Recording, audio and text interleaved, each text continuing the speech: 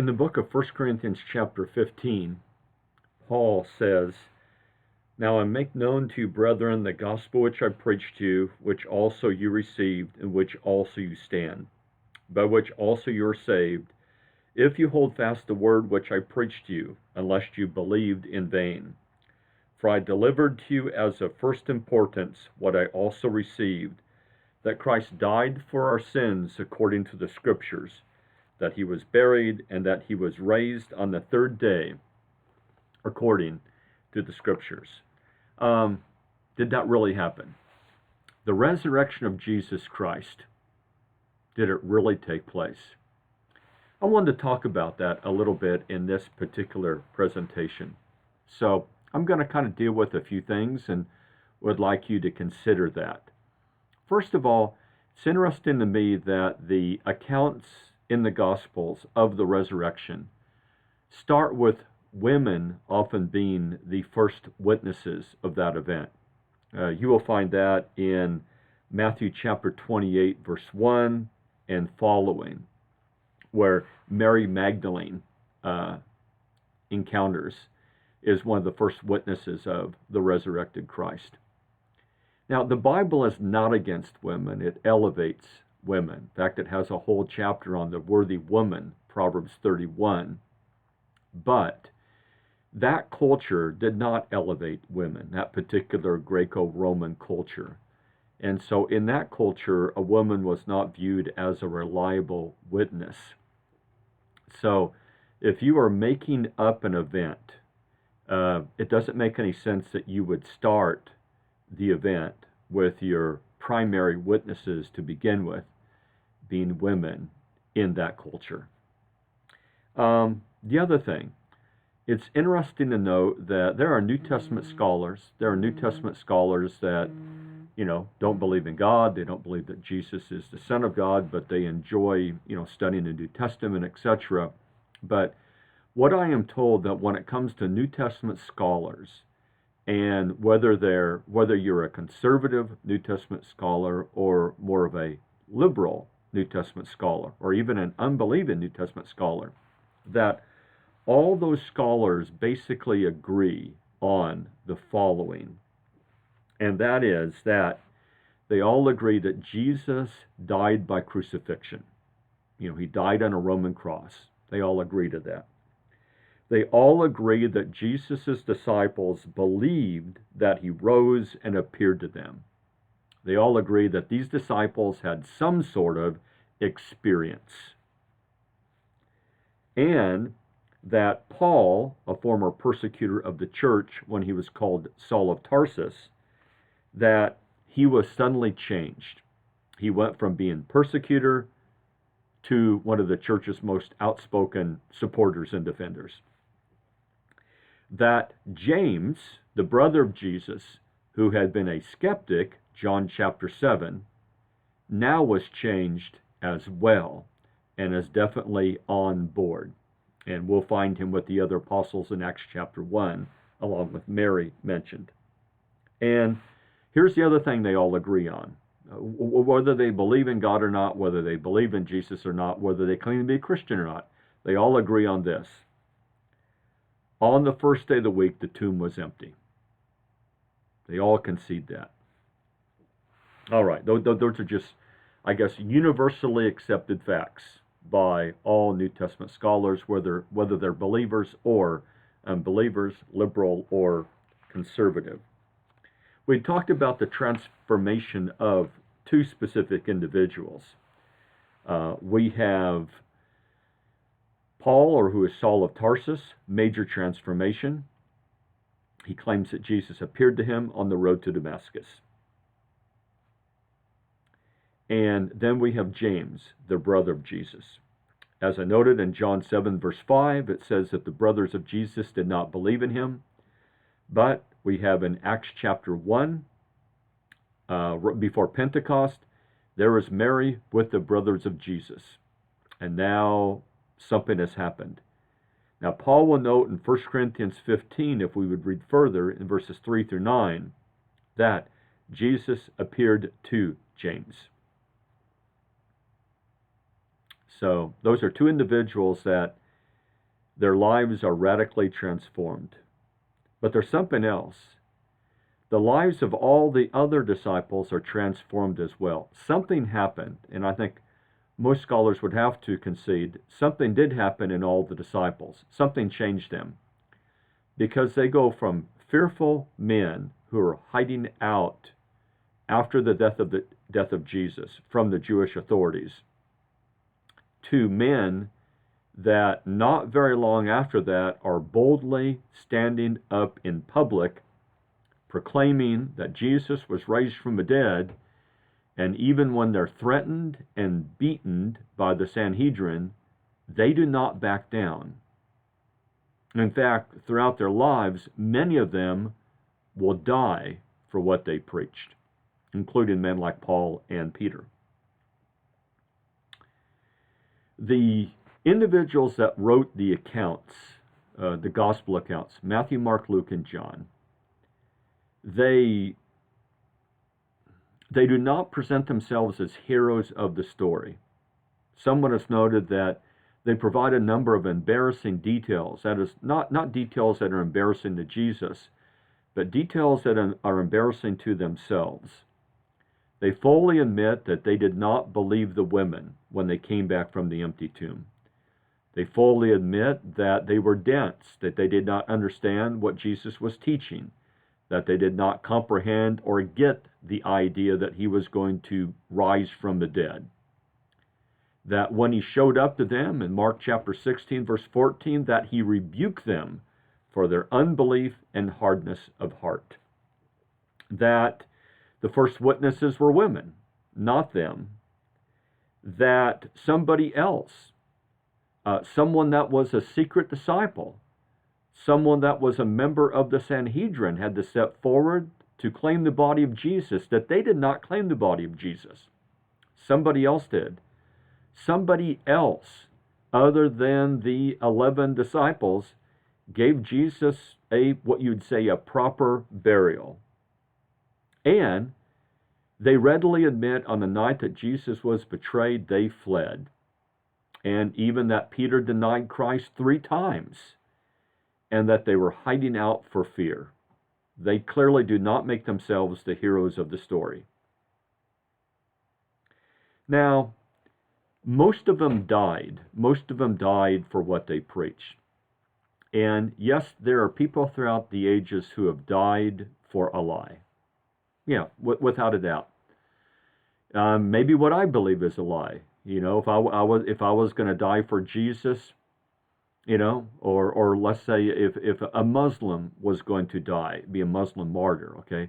But there's one thing both today, myself who would be a Christian or someone who would be a Hindu or a Muslim, whatever, if any of us were to die for our faith, there's one thing we have all in common, and that is we have not seen what we believe. What I believe is based on the testimony of others. That would be the same thing for a Hindu, a Muslim, a Buddhist, etc. It would be based on the testimony of others. I believe it's great testimony, historically accurate testimony, has tremendous evidence behind it, but it's still a belief based upon the testimony of others. That is, I've never seen God. I did not see Jesus personally after he was raised from the dead, etc. Okay, I was not an eyewitness of those events. I was not there at the cross. I was not there at the resurrection. Okay, but there's a difference with the apostles, okay? There's a difference with them because they clearly would know whether or not what they were preaching was true or false. They knew it.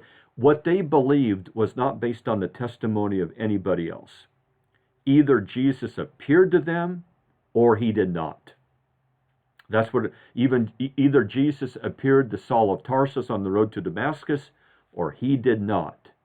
And so at the end of the day, when Paul dies as a martyr, he clearly knows whether or not what he's dying for is true or false. He knows. Because these were the individuals that claimed to be the eyewitnesses. Okay, they didn't get the information from anybody else. It came directly from the event. There is also a lot of evidence for not only the historical reality of Jesus, that most real scholars do not even question that. Yes, Jesus lived, he was a real person, etc., etc. Okay. But there's a tremendous amount of evidence. There would be things like what we considered primary sources for the resurrection. Matthew's account, John's account. Okay, they were both members of the original 12. Okay, they claimed to be there.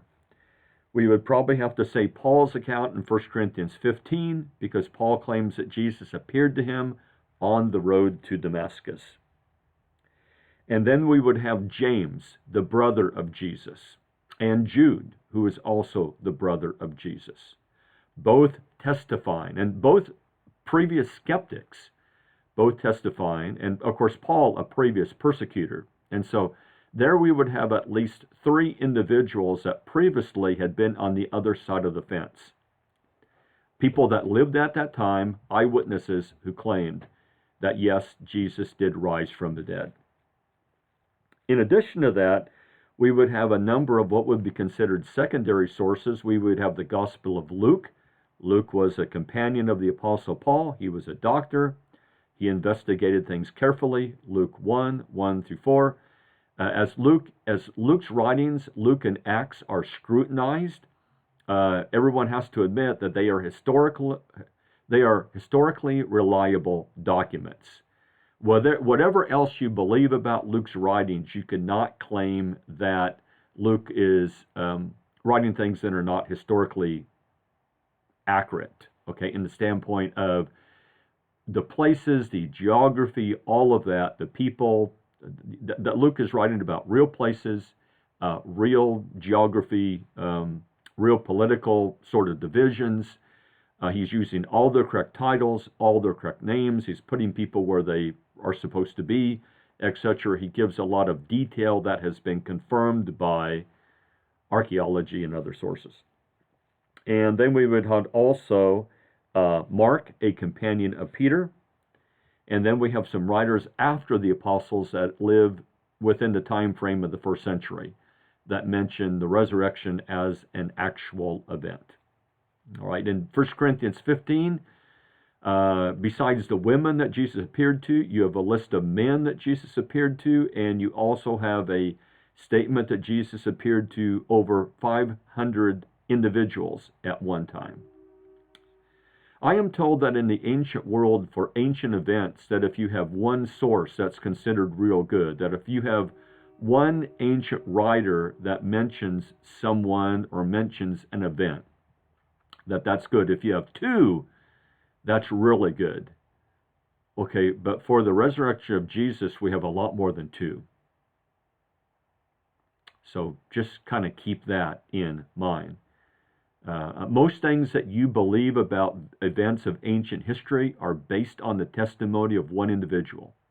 And yet it's not questioned. Yes, that event took place, etc. That was a real event. That person was a real historical person. The witnesses for the life of Jesus, his miracles, and his resurrection, there's a lot of witnesses to that.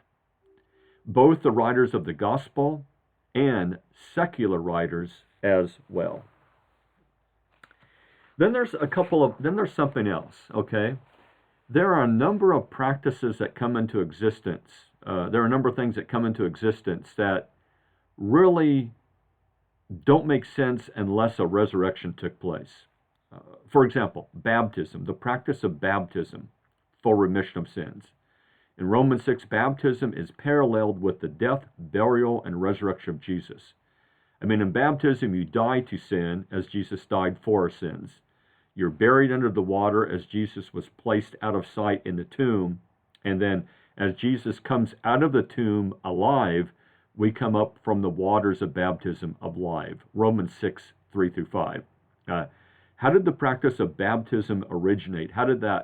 And that originates early, really early in the life of the church. Acts chapter 2, they're baptizing, 50 days after the resurrection of Jesus. And, I mean, how does that arise without a resurrection? Number 2, the Lord's Supper.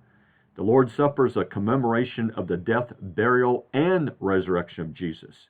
1 Corinthians 11, 23 through 26. How does that practice arise? And it's there early. Remember in Acts chapter 2, 42, they're breaking bread. That is, they're partaking of communion 50 days after the resurrection. That shows up incredibly early in the history of the church. And then the other thing would be meeting on the first day of the week.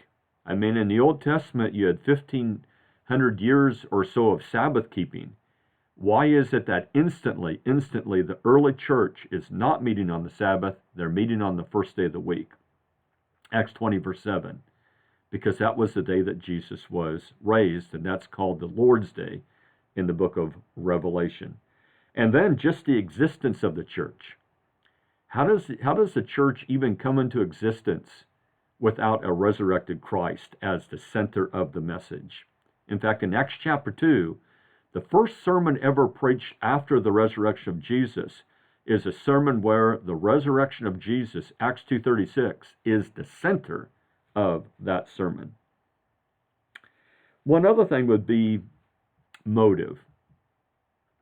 If all of this is a lie, if Jesus was never raised, what's the motive?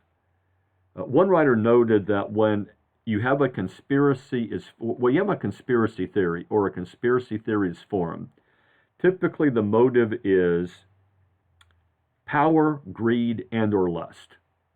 That's the motive. Well, there's no lust here, and these men never make any money at this. I mean, there's no greed. And the power, whatever power they have, is extremely limited by the teachings of Jesus. Remember in Matthew 28, Jesus says, "One is your Lord, and you're all brethren, you're all equal." There is no human head of the church in the New Testament. There is no pope. Peter's a prominent apostle, but he's not more prominent than any other. And Paul doesn't view him as more prominent. And they're all on equality, and they're all under Christ. And you have elders that govern local churches, but their authority is limited to that local church. 1 Peter chapter 5 and verses 1 through 3. And so I don't find any of these men gaining any sort of power in the process. They were hated, they were despised, they were persecuted, they were at times poorly clothed and poorly fed, as Paul notes in 2 Corinthians chapter 11, or chapter 4, or chapter 6. And so, I don't know, the motive here, if this isn't true, then what motivated them to invent this story? Because it doesn't seem that any of the typical motives are present. In fact, they elevate Christ. They did not elevate themselves in what they teach. They present themselves as bond servants of Christ.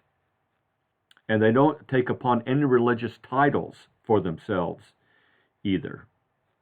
I mean, read through the New Testament, and look at what Paul and Peter and the other apostles say. There was no self-elevation going on in any of their writings. Okay, then the other thing would be is that we have arguments against the resurrection. Matthew chapter 28, one of the first arguments is that the disciples took the body while the guards were sleeping. That's Matthew 28, 11 through 15. All right, so, but here's the thing. Historically speaking, one writer notes that any argument, when people come up with an argument against the event, that actually strengthens the possibility of the event. The fact that early on, an argument has already been formed about what happened to the body, or an argument has already been formed to explain away the empty tomb, only solidifies the fact that the tomb was empty and that the enemies of Jesus did not have the body. I mean, that's the only conclusion I can come to. I mean, whatever else you want to do with that, The argument you have in Matthew 28 and all the all other arguments that have surfaced over the years about what happened to the body, like, well, they just went through a hallucination or experienced one, or Jesus, just passed out on the cross and then woke up in the tomb, and etc. Or, the women went to the wrong tomb. All of that, all of those arguments that have surfaced only they do admit one thing. Their presence admits on the first day of the week the tomb was empty, and they're trying to account for what happened to the body, other than he was raised. And so those are some of my thoughts this morning about, as you consider the resurrection of Jesus. Did it really happen? My name is Mark, and we'll catch you next time.